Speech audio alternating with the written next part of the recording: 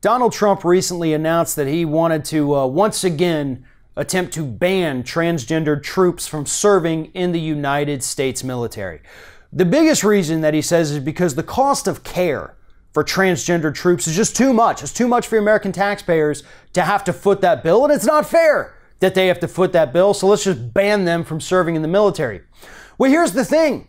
According to recent data, Donald Trump's golf trips and his constant trips to Mar-a-Lago actually have cost taxpayers more money in the last year than did transgendered troops.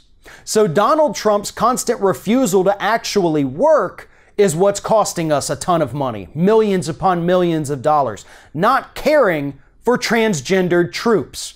So that money argument that the president is attempting to make immediately goes out the window. And that's where it should be. Because this was never about money. This is about bigotry. This is about Republicans, specifically Donald Trump, who wants this ban, and Mike Pence, who actually drafted it. This is about them not being happy with somebody's life choices, about them thinking that it's gross or weird or we don't like it, so we're going to ban you. Unfortunately for those idiots, that's not how this country works. I mean, unfortunately, it is how this country works, but it's not supposed to be how this country works. We have anti-discrimination laws in place for a reason, and it's because of people like Donald Trump and Mike Pence, who think that they are somehow genetically superior to everyone else, and anyone who makes a different life choice is wrong. They're weird. That's what this administration thinks. That's what most Republicans think. We have a real problem with the United States military right now, and it's been going on since the Bush administration.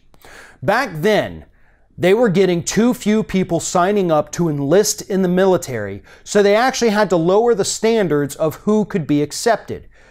They lowered it to the point where they were now allowing people with histories of gang violence or ties to white supremacist groups to get a pass and be allowed to go into the military. Prior to that, if you had one of those marks on your record, you couldn't get into the military.